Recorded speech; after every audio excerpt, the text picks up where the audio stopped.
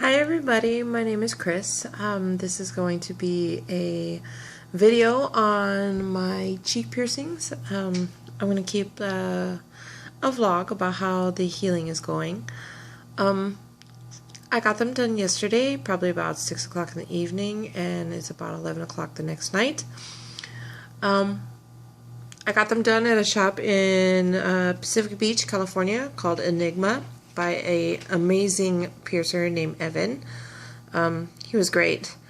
When I first got there, he tried to talk me out of them, but he wanted to make sure that I had done my research because these are some of the most notorious for being hard to heal and take care of, and a lot of people get a lot of complications, but I've wanted these for about 2 years now, and my fiance surprised me for my 5-year anniversary and said that he was going to get them done for me. So we went and got them done. And I absolutely love them. Jeez. Yeah. So, we went in there. The shop was super, super clean. He took me to the back. We lined them up where I wanted them. Made sure that, it wasn't anywhere in the forbidden area because a lot of people have problem with leaking and bumps and salivary glands and everything like that. But a lot of people don't understand is that there's a lot that's going on in your cheek.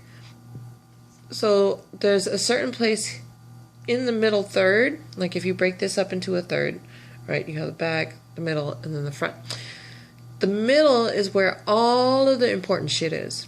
So you can feel it if you feel inside of your mouth where it's super, super thick and then it gets really, really thin. And right on that edge is where you want to do them so that they have the least complications. So we lined everything up. He laid me on the table. And he did it without forceps. He did it with his fingers. He said it was a less strainful on the face and less harsh and more relaxing for the person getting pierced. So this first one, he laid me down and nothing, absolutely nothing. I didn't feel anything. And I've had a couple piercings, you know. I've had my labret done. I've had my snake bites done. I've had my nose pierced 3 times. I have the top cartilage done on both sides. I have my tongue done, I just don't wear it. And then I've had my belly button done, but it's closed now, so. But this one, absolutely nothing. I didn't flinch, I didn't even blink. It was kind of ridiculous. So I think when I relaxed so much from nothing happening on this side, I kind of underestimated this one. And it hurt a little bit more, like it wasn't too much bad, but it was just a little bit more painful than this one. This one, even though there was no pain, as soon as he was done, I instantly felt my cheeks swell. And he said that happens, you know, you're putting a foreign object in a place that's not supposed to be pierced, but oh well.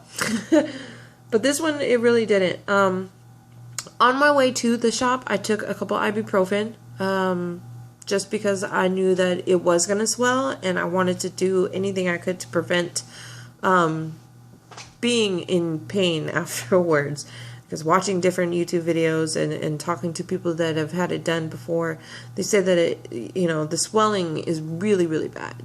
So I took the ibuprofen ahead of time, and yeah, this one swelled up, but this one really didn't. I think this one was a little more achy than it was swollen, but by the end of the night, I was swollen. I still am now. But I've been on top of my ibuprofen and on hot compresses and my cold compresses, and they've been really, really well. This side, like I said, it's been more the one to give me the swelling problem, but you know, I haven't been touching them. I've only been cleaning them. I've been rinsing my mouth out. You know, you're not supposed to use mouthwash more than 5 times a day. 5 times a day. That's a little overkill, he told me. So, I do it once when I wake up, once after I eat, each time I eat, and then before I go to bed. And then because I smoke, I do smoke cigarettes and a little weed, but that never hurt nobody. But I don't drink. So anytime I smoke, I just salt water. I use a little bit of salt water and rinse it out really, really well and spit. And then when it gets crusties, I don't use this water to spit, but this is my cleaning bottle. I marked it because I have tons of water bottles in my house. But so you take a little salt water, right? And they gave me 2 packages of sea salt. But you take a little salt water, and instead of using like a little shot glass, I guess you can use a shot glass too, but I find this way easier. You take it, right? Just like that, swish, swish, swish. Make sure that you get it nice and clean. You don't really want to touch it or use Q-tips or whatever. He said that the cotton fibers will get stuck, and I don't want to do anything that, will mess it up, because since it is such a tedious piercing, I don't want to touch it too much. I don't move it too much. I never turn it because it's medical grade, I think he said titanium. So it's not meant to stick anyways. I mean, that's the stuff that they use for hip replacements and shit like that. But, oh, excuse me. I just stay on top of my meds and keep up on the cleaning. And so far, so good. I would recommend that you do your research. Watch more videos. Look it up online. Read about it. Ask somebody that has them. Make sure it's something that you really want, because they do leave permanent scars once you're done having them. But I was pierced at, there we go. I have a 1-inch labret stud. Basically, I have the flat back in the back, and they're 1 inch to allow for room for swelling. And he was either going to put in 1 inch or 1 1/8, but looking at my cheeks and feeling at my cheeks, he said that 1 inch was going to be enough, and I was thankful, because I don't want like big ass antennas sticking out of my face, feeling like Frankenstein's wife and shit. But it is a 12 gauge. He said that the bigger gauges allow for more stability, which kind of freaked me out, but it wasn't that bad. Like I said, I barely felt this one. But I will be going back in 4 to 6 weeks back to Evan to have him check on him, make sure that everything is going right, and to have him downsize. Do not, I repeat, do not do it yourself.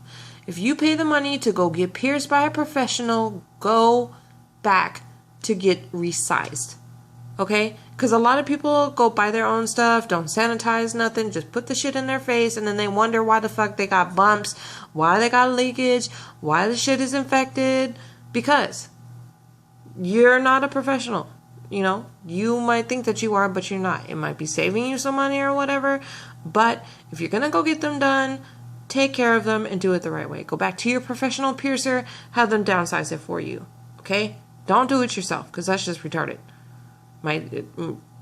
You're too lazy to go back to the piercer and have them do it? Because if I go back and there's something wrong, he already told me that he would take care of it. He would notice something.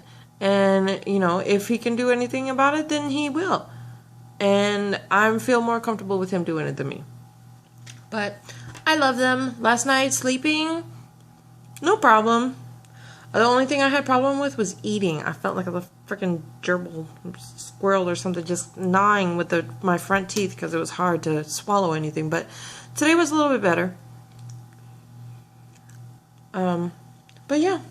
So until next time, guys, if you have any questions, comments, concerns, whatever, go ahead and put them in the little comment box down there somewhere.